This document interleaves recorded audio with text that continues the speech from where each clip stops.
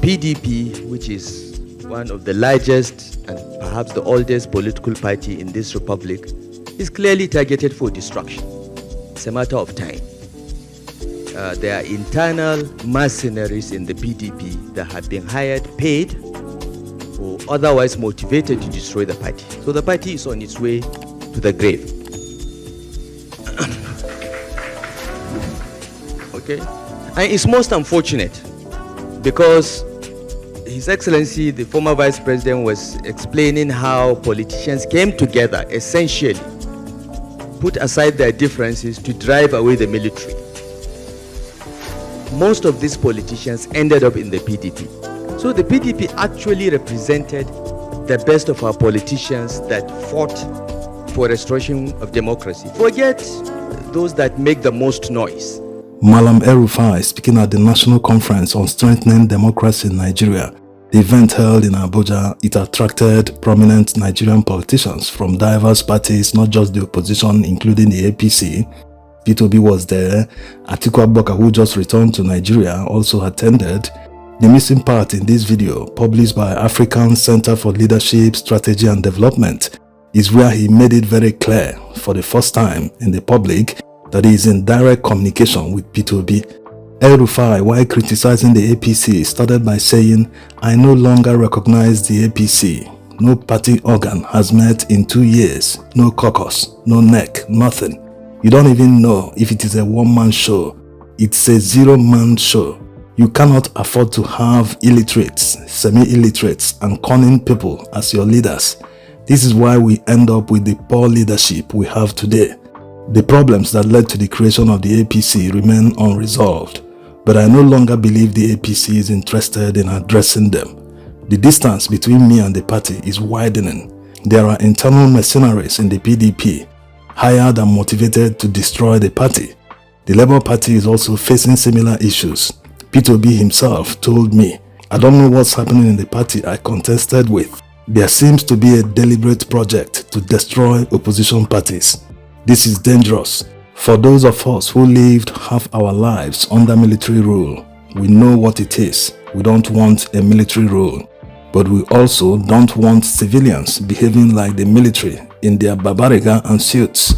This is a national emergency and we must act before history repeats itself."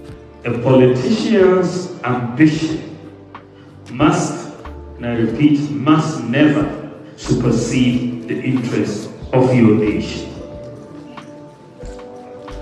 Ambition can always be seen for a politician in 2 dimensions. You have a personal ambition, but you also have an ambition for your country, for democracy to survive and to thrive and to be strengthened. The ambition for the country must be paramount and must supersede the ambition for yourself. Before we see what Atiku Abubakar said at the conference, this is the first time Rufai is openly criticizing the current administration.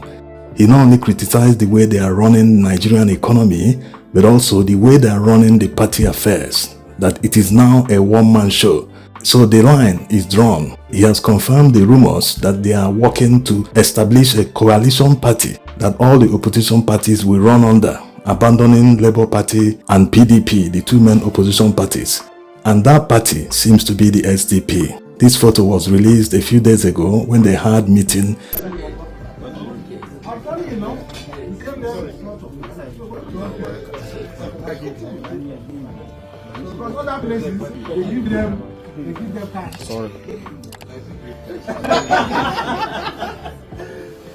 So opposition politicians are holding serious consultations about the coalition party in order not to make the same mistake of 2015.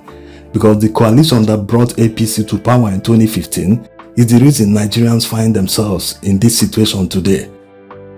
Many genuinely felt that Buhari would be a complete departure from the past. They never knew it was a power grab. They never had any solution to all the problems Nigeria faced in 2015, not to talk of today. After Nigerians endured 8 years of Buhari, now, in less than 2 years, Tinubu has made Buhari a saint. This needs to be said again for those who continue to defend the indefensible. Let's use a simple analogy. Think of yourself as the head of your family. You have children and you guys are into farming. You farm every farming season, and when you harvest, you sell everything and turn to your children and your wife and tell them no, you are going to sell everything and you people will now start buying at the market price. Does that make any sense to you? After harvesting, you sell everything and you tell your children to go to the market and start buying at the market price. Meanwhile, you are the producer. You are the farmer, you farm, you harvest, you have all the farm produce, you have yam, maize, rice, everything. You wouldn't keep some for your family to be eating. Instead, you sell everything and say, let's go and buy at the market price. It doesn't make any sense. Maybe this analogy is not perfect, but at least you get the meaning. There is no economic reform that is worth doing if it's going to bring about massive suffering and hardship to the people. If it is going to plunge millions into poverty, it's not worth doing. It's better to take it bit by bit. How are you going to feel if your landlord woke up one day and knocked on your door and said, hey tenant, this one-bedroom apartment you're paying 200,000 naira every year, I have increased the rent by 500%. If you can't pay the 1.2 million naira as new rent, then take this quick notice and leave. How are you going to feel? If you feel bad that your rent was increased by 500%, meanwhile your salary didn't receive a commensurate increase, or your business, whatever you are into, you didn't out of the blue start earning by 500%, you should feel bad, that's normal. But the question is, why don't you feel bad about the sudden jump in petrol price? Because that's exactly what Tinubu did in 2023. Petrol was being sold for about 185 naira per litre, and out of the blue, it jumped to 1,200 and something naira. So if you crossed your landlord for increasing your rent by 500%, why are you not expending the same energy on the person that increased petrol by 500%? Why are you making excuses and saying this one is different, blah blah blah? Are they not the same? Have you not thought about the fact that the petrol price increase is driving serious inflation in Nigeria? Yes, goods and services rely on petrol price. Do you know how much it costs to transport 140-foot container just from Apapa Wharf to Alaba or to Ikeja? Not to talk of going to Onitsha or northern Nigeria. Do you know how much it costs to just move the container on a trailer to all these locations? So everyone increased the price of their product or service. So you don't expect the landlord not to do the same, because that 200,000 he used to collect from you as rent is no longer sufficient for him. Yes, because of inflation. So he has to increase the rent in order to be able to live, to stay afloat. So effectively, the 200,000 naira of 2022 is equivalent to about 1.2 million naira today. So you can see, when people criticize Tinubu, don't feel it is hate. No one really hates him. They only hate the massive suffering he has brought on Nigerians. That's all. And don't say Rufai is criticizing him now because he couldn't secure the ministerial position. No. What has happened has happened. Maybe when Tinubu was doing that, he never felt he would need Rufai today. But remember that when they were forming their own APC coalition in 2013-2014, they poached opposition politicians at the time. So opposition today are now organizing themselves to do what? To save Nigeria from APC. That's why it is important not to make the mistake of 2015. This is why P2B said this. For me, what is important is let's discuss Nigeria. Whether we are going to do coalition or not, let's talk about the future of the country. Because often we abandon the country and what we need to do, talking about power grab. I'm not interested in any coalition that is for purpose of taking power. It is about discussing Nigeria. How do we care about securing Nigeria? How do we care about the common person in Nigeria? How do we care about our children being in school? That is the most important thing for now. P2B has been consistent about not being in support of any coalition that is about power grab. The reason he's saying this is because of the arrogance coming from PDP. Atiku Abubakar wants to run. He doesn't want to leave the stage. And if he ever runs in the coalition, it will be very difficult to defeat him. The reason is very simple. He's a money bag, and he must make sure with all his colleagues in the PDP and allies everywhere that the primaries will be transactional. Yes. And if it ever becomes transactional, he will be ready to raise up to $100 million to buy delegates to win the presidential ticket of the coalition party. He knows the coalition party will wipe the floor with APC before noon on election day.